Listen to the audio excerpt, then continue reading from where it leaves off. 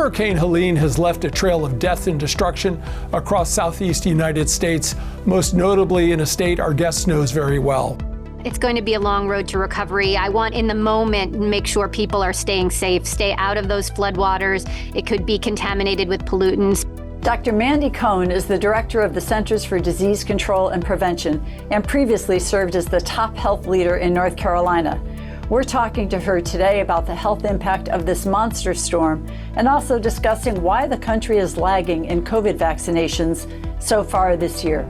Get one of those updated COVID vaccines, because the reason you want to get the updated COVID vaccine is the virus has changed. This is Conversations on Healthcare.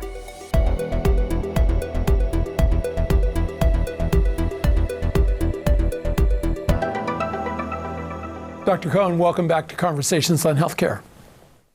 Great to be here. Thanks for having me. Yeah, we want to start off asking you about Hurricane Helene and the people affected by it. You have strong ties to North Carolina. You previously served as that state's Director of Health and Human Services.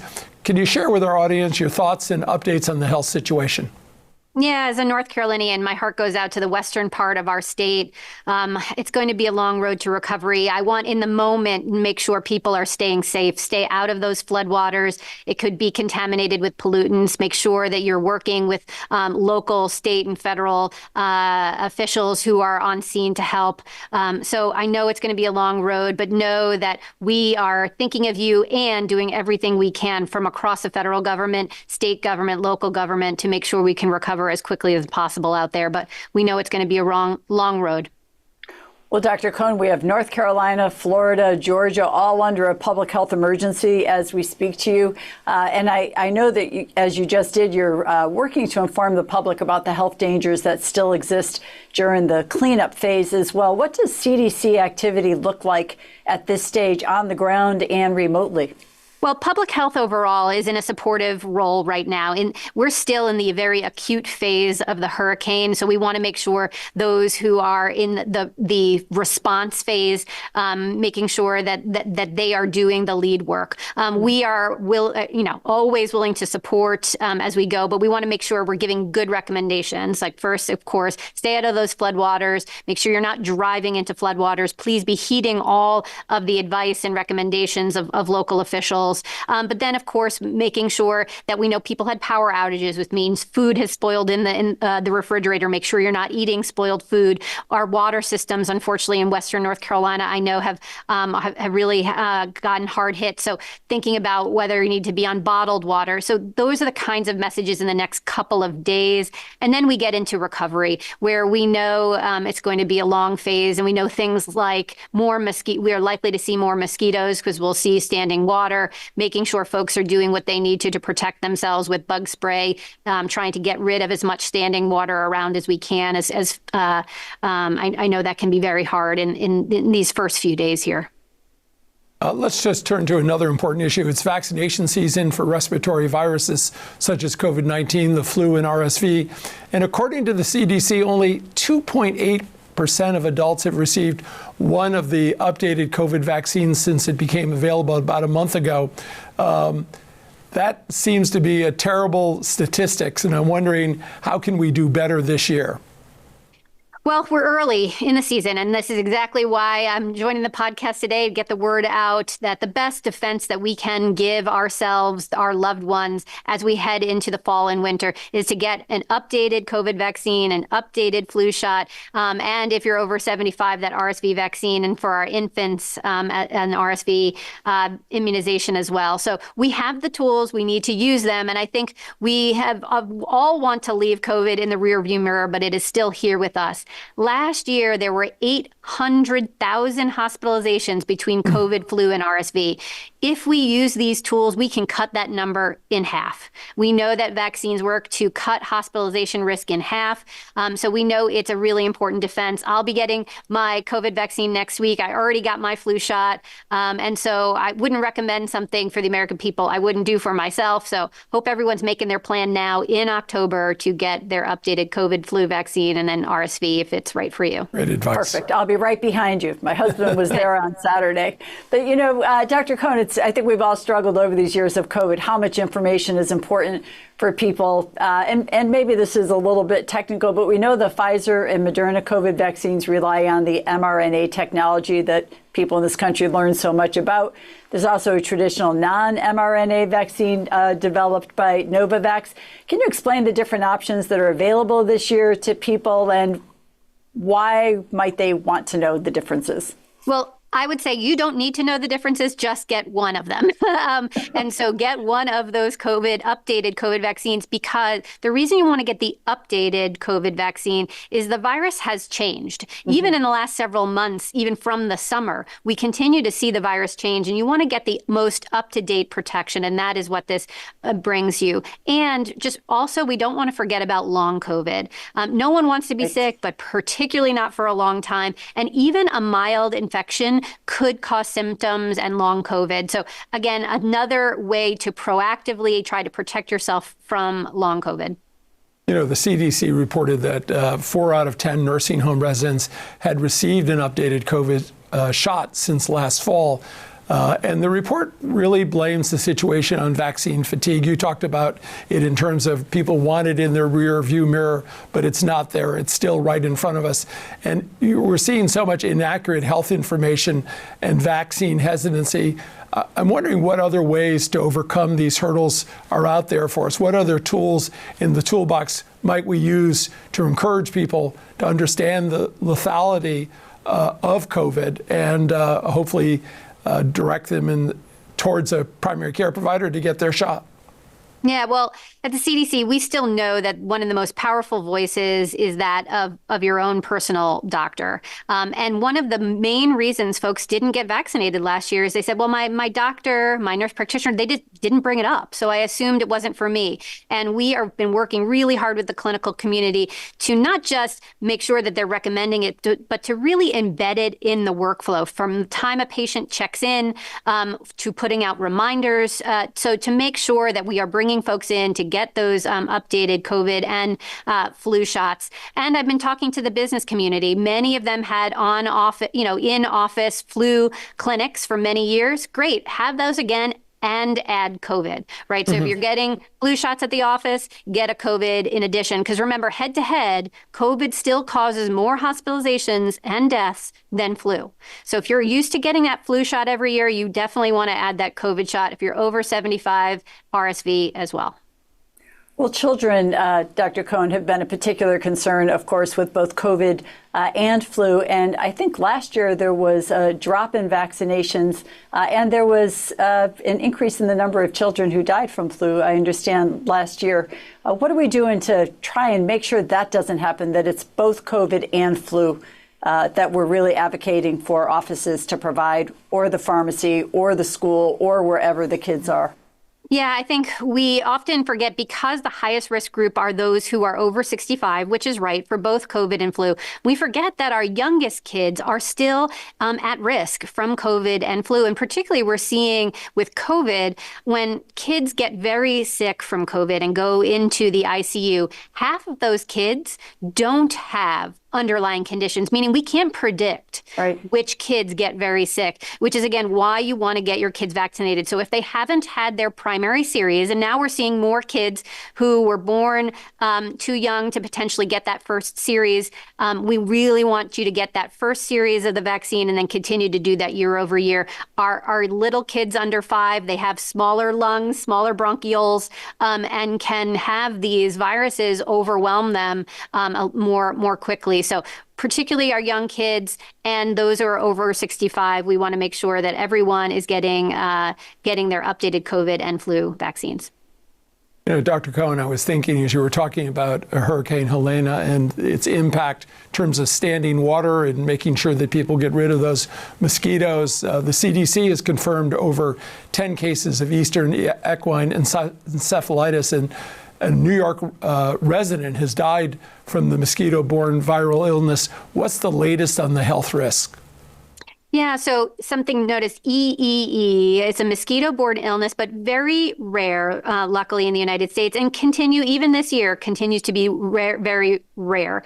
And we've seen about the same number of cases and deaths that we've seen in the past. So I don't think we're seeing more than usual. Again, very rare, but there are things we can do to protect ourselves, particularly if you're in the Northeast. You want to be thinking about wearing bug spray, wearing long sleeves, and of course, getting rid of standing water, which is a place where mosquitoes can breed. So good to be alert for it, and particularly wanting our clinicians out there to have that on their thought list if someone comes in with body aches and fever, to make sure you're checking for things like West Nile, dengue, and other mosquito-borne illnesses, depending on what part of the country you're in. Dr. Cohen, I'm going to give you a minute's respite from flu, COVID, and all things that are going on in the infectious disease world right now. But I want to turn maybe to your experience over this last year and a half. I think you're about a year and a half into your role as the CDC director. And we remember you took office with one of your focuses being on restoring faith in the CDC. Mm-hmm. Tell us how that's going. What are you satisfied with? What are you still working on? Yeah, well, I'm very proud of the CDC. I just came from an all-hands meeting, which means that all 10, 12,000 of our employees getting together to make sure that we are working together as one team. And I hope everyone is seeing that. One, I think we are communicating in a different way, communicating faster, more concisely, and in a more simple, common sense way, so that folks know exactly what are the things they need to do in their lives to protect their own health and their family's health. Then I think we're also turning our data into action more quickly. And importantly, we're learning some hard lessons from the pandemic where we didn't have the infrastructure we needed, whether it was data or lab or the workforce training, to make sure that no matter what comes at us in the future, that we are ready for it. But it does mean us working differently in public health as one team across disease states. So we have experts in malaria and experts in HIV and experts in COVID, but we need one data system because we know our communities are experiencing all of that. We need a laboratory system that can be ready to respond no matter the health threat, and that we can scale up testing if we need it very quickly. And we need that response capability to really make sure that we're acting quickly. So I'm really proud of the progress we've made in that, communicating differently, turning our data into action, and being ready to respond. So I hope folks are seeing that. I've been sharing a lot that, when public health is working, it's invisible. And we need to be better storytellers about all of the ways in which public health is working to protect people's health every single day. I was mentioning the malaria that we heard was in the United States last year. It's not here this year. And that is public health working.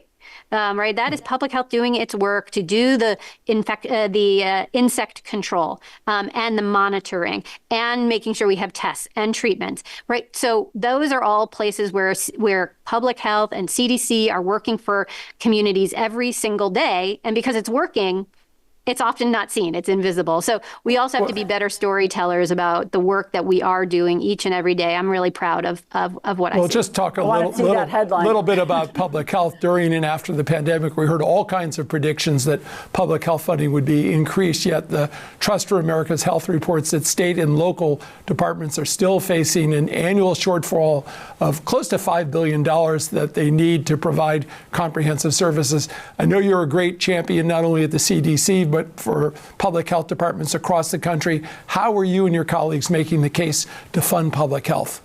Well, one, you have to deliver, right? It's making sure folks understand the value of public health and show that we are delivering every day, but that it takes investment and resources to make that work possible. And remember, CDC dollars, 80% of the dollars that come to CDC go right back out to our state and localities. But then we need additional investments coming from the states and localities themselves. So I think it's both working at the federal level and at the state and local level to make sure that the resources are there. I certainly spend a lot of time on Capitol Hill, making sure folks know the work that we're doing, that we have learned important lessons, that we are a different agency, that we are ready to respond, but we need the ongoing resources to make that possible. And I am heartened when I see a proposed Senate budget that does increase funding to CDC going forward. That's not the law of the land yet, but I hope to continue to work with Congress to make sure that we have the resources we need to protect this country.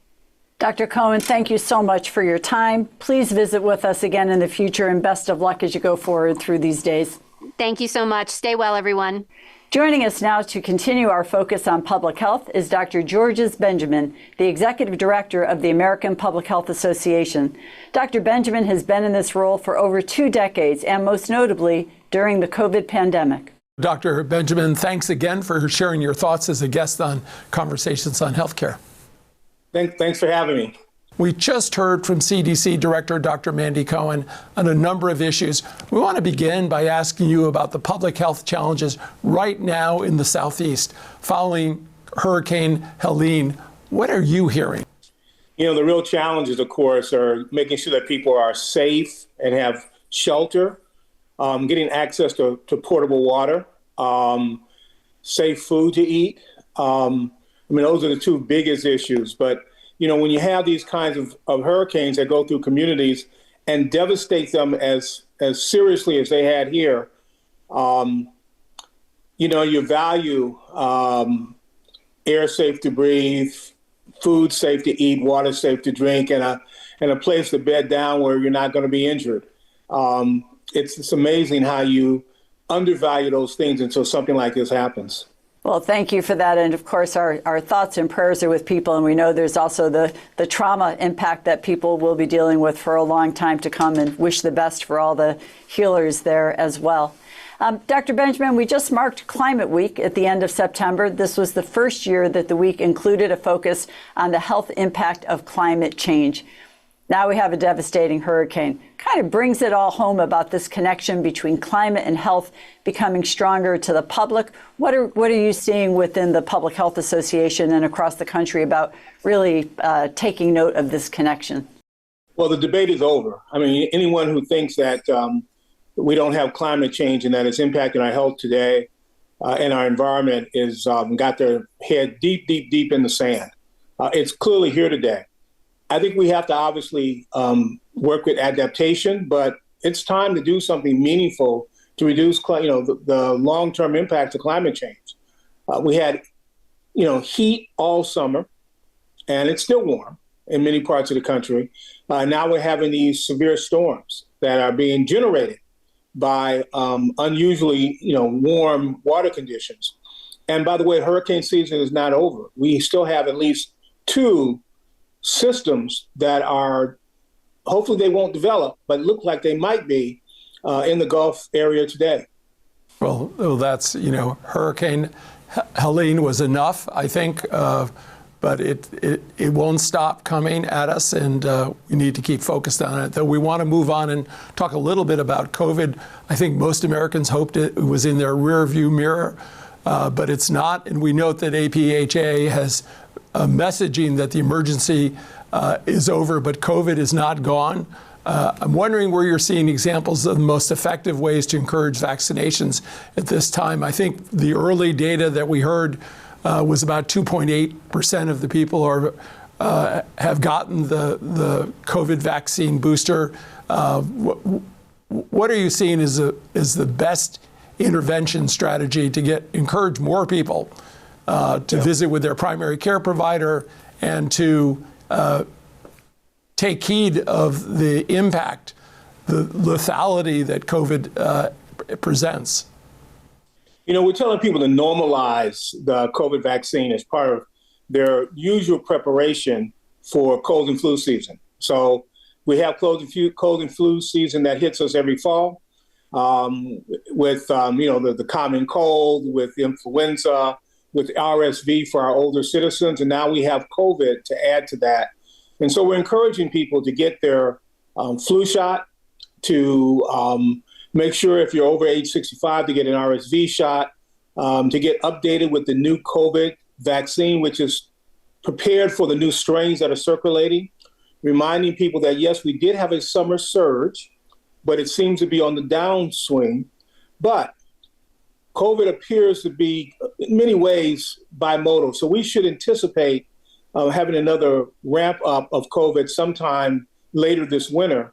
So now's the time to get their COVID shot. And what we're telling people is the shot is safe and effective. It will protect you from the new strains, and to strongly encourage people to make that part of their routine respiratory tract prevention efforts. Well, that message is so important about vaccine. I think we're all working at the local levels to do that. But Dr. Benjamin, I recently saw a report for those who do get COVID that there's actually very little understanding among the public about the availability of Paxlovid or the benefit of Paxlovid for people if they do get infected. Are you doing any messaging and public health education about this? Oh, absolutely. I mean, we're letting people know that, prevention is best. But if you do get COVID, to know the signs and symptoms, to get tested. And as you know, the federal government is now reactivating the free testing program, so you can get free tests and know what your disease status is. And then once you know you're positive, call your healthcare provider right away, and they will go through a series of conversations with you to ask whether or not you're eligible and should take Paxlovid, particularly people with chronic diseases. Older individuals should take Paxlovid. It will shorten their disease course and reduce their risk of really seriously getting long COVID. You stated, Dr. Benjamin, at one point during the pandemic that we, quote, must focus on renewing and rebuilding our long undervalued public health infrastructure. And I think we see health departments have been operating for decades really under persistent and widening resource gaps. I think I saw a figure the other day, maybe about a $5 billion deficit. So I want to ask you, why are we still seeing so many budget challenges for public health after we came out of a fairly successful transformation of public health's understanding by the public during the COVID period? It seems to have waned right now in terms of people's understanding of the value that public health can play. Yeah, as a species, we still don't value prevention. We underestimate risk. We don't think of this as something that is an investment. So at the American Public Health Association, we have an effort called Speak for Health, where we're working to try to raise the visibility of public health, to make sure people to understand it's a best buy, that when you spend $1 on public health, you're spending it's a well-spent dollar for prevention. And, if there's nothing that will teach us this message other than COVID, think about all the other things that we do every day in our lives where nothing happens because we did something that prevented it from happening.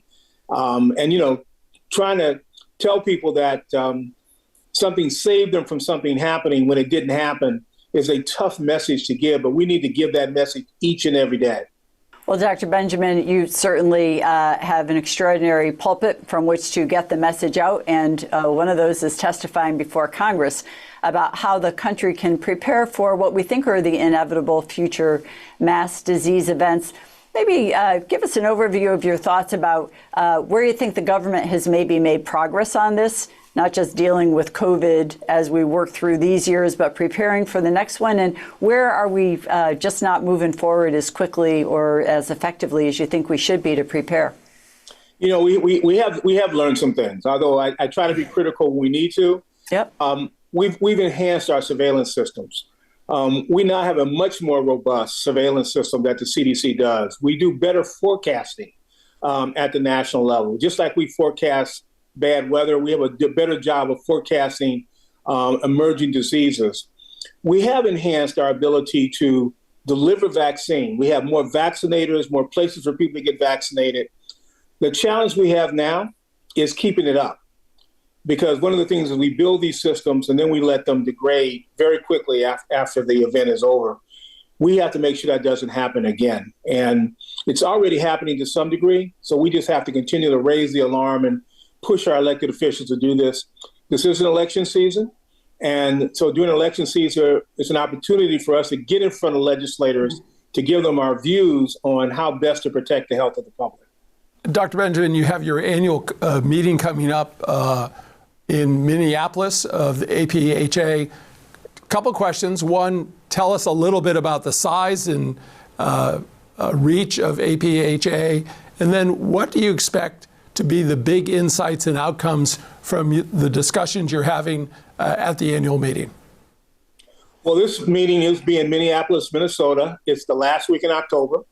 The theme is around trust in public health. We're looking to do a better job of educating our members about how to reinvigorate trust in public health and to help the public understand what public health is and to really elicit their support as part of that process. So we'll be sharing some of the best science. We'll have, as I tell folks, 13,000 of my closest friends that will be in Minneapolis for this meeting. And we'll be there for almost a week, sharing the best science, networking on ideas, and working with officials, both locally and nationally, to try to engage them in the process of improving the public's health so that after the election, which is actually a week after our meeting, we can then interact with the incoming administration on ways in which we can ensure that every community in this country has the protections that it needs to improve its health. I'm wondering if you could talk a little bit about the impact that we're seeing that private equity is having in the healthcare systems around the United States, really impacting some of these rural hospitals and hospitals around the country. What are your members saying about it? What's the APHA's view of this blooming crisis that we're having? Yeah, private equity is a challenge because people want that capital. They want that infusion of cash into the system. The problem is that venture capitalists are there to make money. They're not necessarily there for the mission of the organization. And so we're seeing in many places around the country where we have private equity that's coming in, they invest in systems, they maximize their profit. That often means closing services down, reducing access to care. And in many of our rural communities, when these private equity systems collapse, on occasion they do, then those communities are lost. They're left without the services that they need. So we need to step back as a health system, as a regulatory body, a government, and we need to figure out how best to ensure that every community has the access to care that they need. You know, we have far too many systems that we think we have in place. So we have many parts of this country, by the way, where there's not access to reproductive health care. I'm not talking about abortion. I'm also talking about just having an OBGYN to deliver a baby in that community. Far too many communities don't even have an OBGYN. We have far too many communities that don't have access to basic primary care. And so we're going to have to, over the next few years, really step back and figure out how we properly finance our healthcare system, how we build upon the system that we already have so we have a system with everyone in and nobody out. And just having an insurance card does not guarantee you access to care if there's no hospital or health facility in your community. Well, thank you, Dr. Benjamin, for joining us. And just a reminder to everyone, please subscribe to our videos on YouTube. Find us on Facebook and X with our account name CHC Radio. And as always, you can go online to chcradio.com to sign up for email updates. And please share your thoughts and your comments about this program with Dr. Benjamin. Dr. Benjamin, thank you so much for joining us and for your comments today. Thank you. This copyrighted program is produced by Conversations on Healthcare and cannot be reproduced or retransmitted in whole or in part without the express written consent from Community Health Center, Inc. The views expressed by guests are their own, and they do not necessarily reflect the opinion of Conversations on Healthcare or its affiliated entities.